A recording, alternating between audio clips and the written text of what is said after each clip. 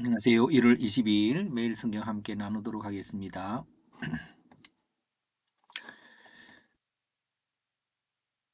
이 유튜브는 요약을 해서 핵심을 찾고 핵심을 중심으로 다시 본문을 재구성, 패턴화로 재구성하는 것들을 하고 있습니다. 그래서 오늘 요 본문들에 대해서 한 문장으로 요약하는 방법에 대해서 이렇게 성경 본문만 아니라 글을 읽는 핵심 방법들에 대해서 가끔씩 나누고 있습니다. 이제 13절부터 15절은 이 문장으로 요약을 했습니다. 어떻게 요약되어지는지를 한번 다시 쓰면은 비슷해지지는 않을 수 있지만 어, 이렇게 13절, 15절에 이렇게 예, 그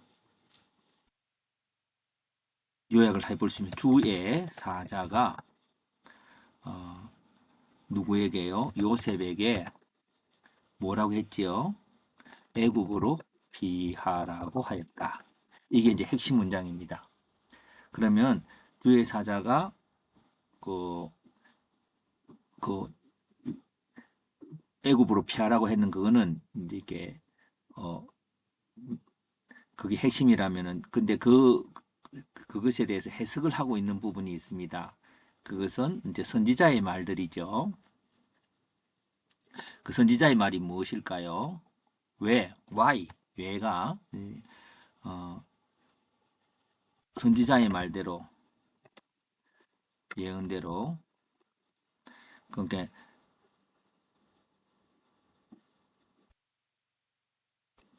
어떤 선지자의 말입니까? 음, 애굽에서 내 아들 불렀다고 하는 애굽에서 내 아들을 불렀다는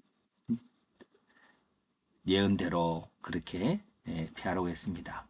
요게 이제 비슷하게 졌네요. 자, 오늘 요 두 번째 본문 오늘 좀 길어질 수도 있겠습니다만은 어떻게 했는지 그, 그 베들레헴 사람들은 통곡하였다. 이게 핵심입니다. 왜 통곡했지요? 음, 2살 아래의 아이들을 헤롯이 죽였으므로 통곡하였다. 그럽니다. 그러면 2살 아래에 죽었다고 하는 그 일들을 지금 좀 더 자세하게는 이게 박사들에게 기준을 알고 하는 그것들은 이제 또 쓸 수 있지만은 일단은 시간상 생략하고 그리고 이제 왜 통곡하였느냐면은 어 이렇게 두 가지의 예언이 있습니다. 예레미야의 예언대로 라마에서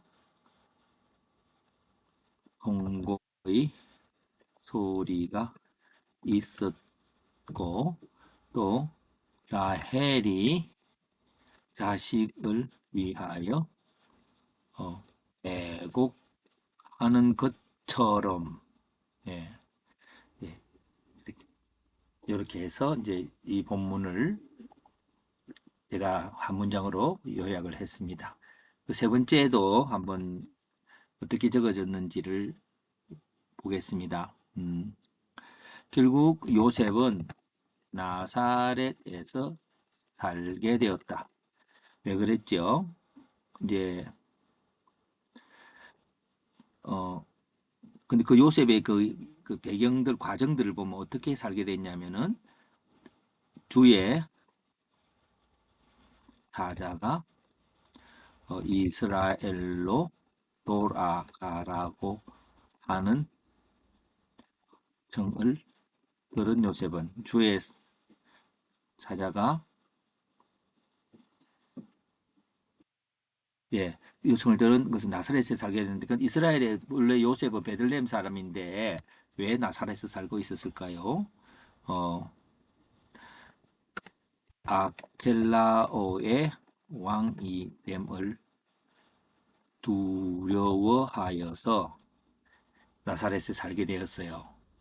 근데 그래서 나사렛에서 살게 되었는데 어, 나사렛 사람이라 칭함을 받는 것이 또 이유가 되겠죠. 예,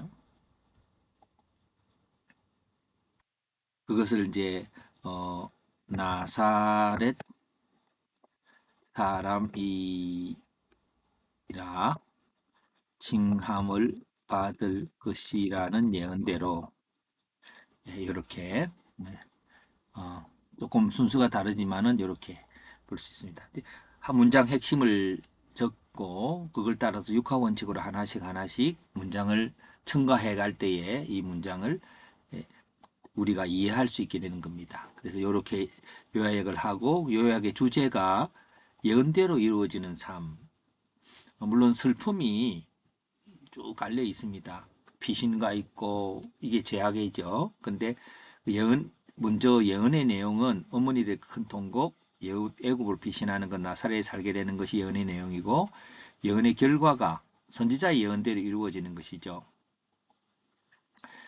그것이 이제 요 세 가지 중에서 이제 예언의 결과가 라마에서 들리는 큰 통곡의 결과가 이러고 라헬의 아이가 없어서 큰 통곡하는 거죠. 이거는 베들레헴에서의 이야기고 이것은 인간의 악으로 인한 통곡이죠. 이스라엘 백성들이 악을 지어서 라마는 이제 그 바벨론으로 잡혀가기 위해서 중간에 이제 그 포로들이 이렇게 있다가 이제는 그 라마에서 본격적으로 이제 바벨론을 끌려갈 때 이제 거기서 따라오던 부모님들이 이제 아이들이 떠나는 걸 보고 남편들이 떠나는 걸 보고 대성통곡하는 그 권원은 인간의 악이죠. 예, 그렇습니다. 라헬 또한 그가 보면은 좀 아이에 집착하고 하는 그런 부분들, 그런 것들이 있습니다. 그리고 애굽으로 피신했다고 할 때에 애굽에서 내 아들을 불렀다는 그런 예언의 결과, 그 애굽이라고 하는 것은 하나님의 백성들이 다시 세속 속에서 당하는 고통들로 들어가는 거죠. 그런 것들이 다 예언되어 있는 것입니다. 나사렛에 살고 있는 그것도 이런 성경적인 기록된 예언은 아니지만 이렇게 전래되어져 내려오는 예언들이 있는 것 같습니다. 근데 예언을 이룬 요소들이 여기에서 헤롯, 라헬, 이스라엘 백성들이 다 죄죠.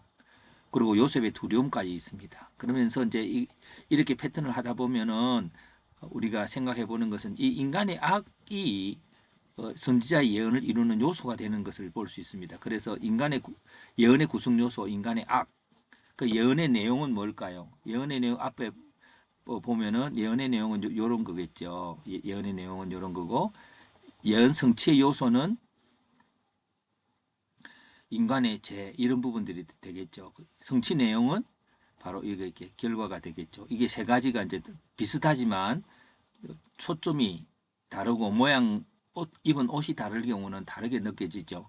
그러면서 또 다시 구성해 볼 수 있는 것은 인간의 악, 하나님의 구원의 여정을 결코 변경시킬 수 없습니다. 그랬고요.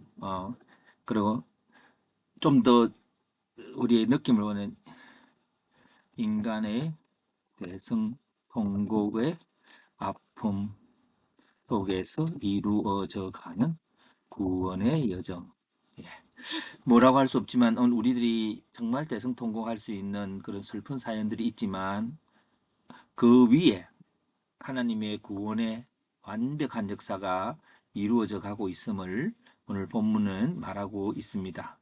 네, 그래서 이런 부분들이 하나님 뜻은 인간의 약함 가운데 이루어 가신다. 물론 하나님 뜻은 인간의 적극적인 믿음에 반응해서 이루어져 가기도 하지만 때로는 인간의 악한 가운데 이루어가는 게 가룟 유다의 배신이 예언으로 이미 나와 있지요. 그리고 그 속에서 십자가의 대구속 사역이 이루어져 가는 이 한 부분들이 하나님이 이루어 나가는 것입니다. 우리들이 오늘도 참 슬픔이라고 하는 대성통곡은 아니라도 오늘 우리로 하여금 슬픔의 눈물을 짓게 하는 사건들이 있었다 할지라도 그것이 구원의 여정을 멈추지 못하게 하시고 오히려 그 구성 요소로 되어지는 것을 우리가 볼 수 있습니다. 저 개인의 삶을 볼 때도 이런 것들을 통해서 하나님이 하나님 뜻을 이루어 나가는 것을 볼 수가 있었습니다. 오늘 하루 닥치는 우리의 어떤 인간의 약함으로 인한 것에 대해 낙심하지 마시고 하나님의 주시는 비전과 구원의 여정들을 믿음으로 걸어가기를 축복합니다.